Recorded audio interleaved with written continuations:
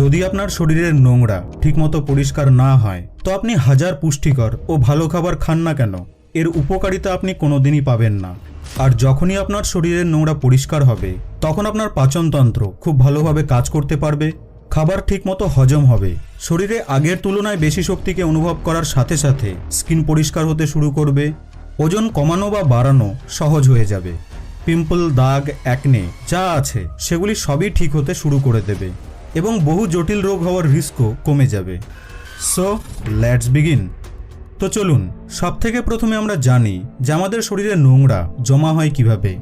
তো দেখুন বন্ধু, আমরা যা খাই সেই খাদ্য খাদ্যনালী দ্বারা বয়ে পেটে পৌঁছায়।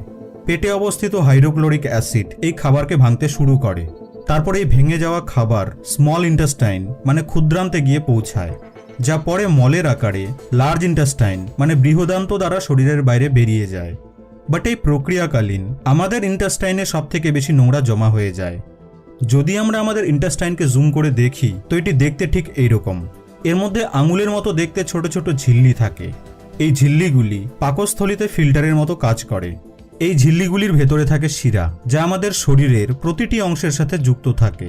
আর এই শিরাগুলির দ্বারাই খাবারে অবস্থিত পুষ্টিকে রক্তের দ্বারা সারা শরীরে পৌঁছে দেওয়ার কাজ করে এই ঝিল্লি। কিন্তু যখন আমরা জেনে বা না জেনে ভুল খাবার খেয়ে নিই তখন এই খাবারকে পাকস্থলী ঠিকমতো ভাঙতে পারে না, যার ফলস্বরূপ এই খাবার আমাদের ইন্টেস্টাইনে জমা হতে শুরু করে। ধীরে ধীরে এই খাবারগুলি ঝিল্লির ওপরে জমা হতে হতে মোটা একটি লেয়ার তৈরি করে দেয়, যার ফলস্বরূপ যখন ঝিল্লি খাবারে অবস্থিত পুষ্টিকে রক্তে পৌঁছানো শুরু করে তখন এর সাথে এই নোংরাগুলিও আমাদের রক্তে মিশে যায়। তারপর রক্তের দ্বারা বয়ে গিয়ে এই নোংরাগুলি শরীরের বিভিন্ন জায়গায় জমা হতে শুরু করে।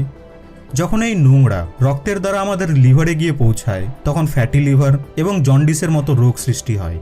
যখন এটি কিডনিতে জমা হয় তখন কিডনি স্টোন এবং ফুসফুসে জমা হলে হাঁপানির মতো রোগের সৃষ্টি হয়। আর যখন রক্তের দ্বারা এই নোংরা হৃৎপিণ্ডে পৌঁছায় তখন কোলেস্টেরল এবং শিরায় ব্লকেজ তৈরি হয়। যখন এই নোংরা আমাদের স্কিনে এসে পৌঁছায় তখন দাগ, অ্যাকনে, পিম্পল, চুলকানি এবং স্কিন রিলেটেড যত ডিজিজ আছে সব হতে শুরু করে। এখানেই শেষ নয়, যখন এই নোংরা রক্ত আমাদের শরীরে পৌঁছায় তখন শরীরে হরমোনাল ডিসব্যালেন্স তৈরি হয়, যার ফলস্বরূপ আমাদের মধ্যে ভয়ানক রোগ সৃষ্টি হওয়ার সম্ভাবনাও বেড়ে যায়, ইনক্লুডিং ক্যান্সারও। সোজা ভাষায় যদি বলি তো শরীরের ছোট থেকে ছোট এবং বড় থেকে বড় অসুখের মুখ্য কারণ হলো শরীরে জমে থাকা নোংরা। আজ এই ভিডিওটিতে আপনি 5টি এমন উপায়কে জানতে চলেছেন যেগুলিকে যদি আপনি সপ্তাহে কেবল একদিনই ট্রাই করেন তাহলে এটি আপনার সম্পূর্ণ বডিকে ডিটক্স করে দেবে। তাই ভিডিওটিকে সম্পূর্ণ অবশ্যই দেখবেন, কারণ এই 5টি মেথড আপনাকে সুস্থ থাকতে প্রচুর সাহায্য করবে। আর হ্যাঁ, আপনাদের জন্য একটি বোনাস টিপসও রয়েছে। নাম্বার 1, এতে আপনাকে করতে হবে কি, সকালে ঘুম থেকে উঠে ফ্রেশ হওয়ার পর আপনি 1 গ্লাস হালকা গরম জল নিন এবং সেই জলে হাফ লেবুর রসকে চিপে নিন। এবার সেই লেবু জলকে আপনি সিপ সিপ করে আস্তে আস্তে খেয়ে নিন। জল পান করার পর সকালে 15 থেকে 20 মিনিট আপনি সূর্যের আলোতে থাকুন। অ্যাকচুয়ালি সূর্যের কিরণে থাকে ভিটামিন ডি, যা আমাদের শরীরের ফাংশনিংয়ের জন্য বিশেষ গুরুত্বপূর্ণ ভূমিকা পালন করে। তাছাড়াও ভিটামিন ডি আমাদের শরীরের জীবাণুকে ধ্বংস করতেও সাহায্য করে। এই জন্যই লেবু জল পান করার পর আপনি সূর্যের আলোতে কমপক্ষে 15 থেকে 20 মিনিট অবশ্যই থাকুন। এটিকে আপনাকে প্রতিদিন করতে হবে না, সপ্তাহে একদিন করলেই যথেষ্ট। Number 2, oil pulling. আপনি 1 চামচ নারকেল তেল বা সর্ষের তেল নিন। এবার এই 1 চামচ তেলকে মুখে নিয়ে 15 থেকে 20 মিনিট মুখের ভেতরে চারিদিকে ঘোরাতে থাকুন। এটি করলে কি হবে, এই তেল আমাদের মুখে যত নোংরা আছে সেগুলিকে পরিষ্কার করে দেয়। আমাদের জিভ আমাদের kidney, heart, lungs, small intestine, spine এবং বাকি সমস্ত অর্গানের সাথে কানেক্ট রয়েছে। তো এই তেল জিভ দ্বারা এই সমস্ত অর্গানগুলির নোংরাকেও পরিষ্কার করে দেয়। 15 থেকে 20 মিনিট মুখে রাখার পর এবার সেই তেলকে আপনি কুলি করে ফেলে দিন এবং মুখকে ভালোভাবে কুলি করে ধুয়ে নিন। এটিও সপ্তাহে একদিন করলেই যথেষ্ট। নাম্বার 3, এই প্রসেসটিতে আপনাকে নিজের খাওয়া দাওয়ার সময়ে কিছু পরিবর্তন আনতে হবে। আর সেই পরিবর্তন হলো, রাতের খাবার ঘুমানোর 3 ঘন্টা আগে খেতে হবে এবং সকালের খাবার ঘুম থেকে ওঠার 3 ঘন্টা পর খেতে হবে। আর এটি এই জন্যেই কারণ আমাদের বডি হলো একটি অ্যাডাপটিভ পিস, মানে আপনি নিজের শরীরকে যেমন পরিস্থিতিতে রাখবেন সে কিছুদিনের মধ্যে নিজেকে সেই পরিস্থিতির সাথেই খাপ খাইয়ে নেবে। আমাদের শরীরে যত প্রকার রিপেয়ারিং প্রসেস ঘটে, অর্থাৎ যত ধরনের পরিষ্কার পরিচ্ছন্নতার প্রসেস হয়, সেগুলি সব তখন হয় যখন আমরা গভীর ঘুমে থাকি। কিন্তু যখন রাতে খাওয়ার সঙ্গে সঙ্গে আপনি ঘুমানোর জন্য শুয়ে পড়েন, তখন আপনার বডির অর্গ্যানস সেই খাবারকে রাতে হজম করানোর প্রসেসেই ব্যস্ত হয়ে যায়, যার ফলস্বরূপ বডি নিজেকে ডিটক্স করার সময়ই পায় না। এই জন্যেই রাতে ঘুমাতে যাওয়ার 3 ঘন্টা আগেই আপনি খেয়ে নিন এবং সকালে ঘুম থেকে ওঠার 3 ঘন্টা পরেই খাবার খান।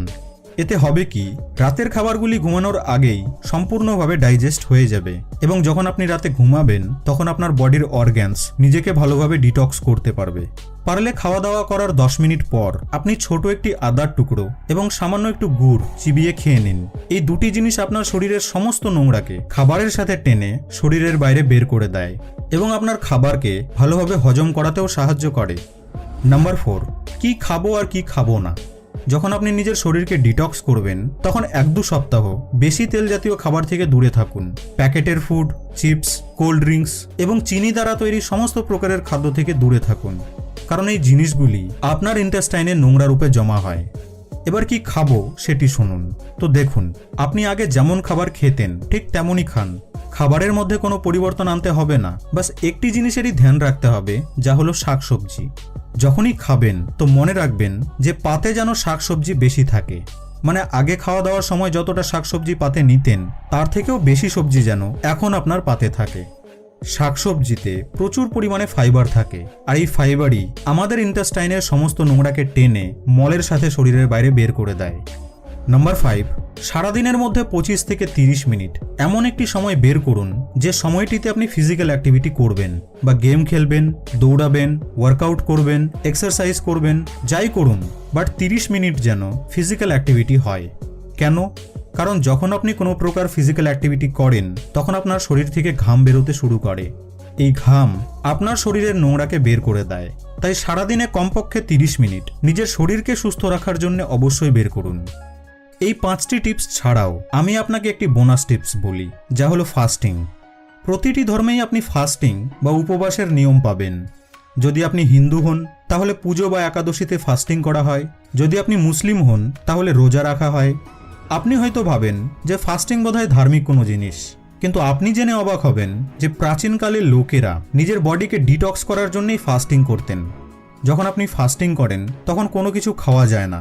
এতে হয় কি, আপনার শরীরের অর্গানগুলি নিজেকে পরিষ্কার করার, ডিটক্স করার জন্য যথেষ্ট সময় পেয়ে যায়, যার ফলে বডি নিজেকে ভালোভাবে পরিষ্কার করতে পারে। তো সুযোগ পেলেই উপবাস অবশ্যই করুন। তো বন্ধু, ভিডিওটি আপনাকে কেমন লাগলো কমেন্ট বক্সে আমাকে অবশ্যই জানাবেন।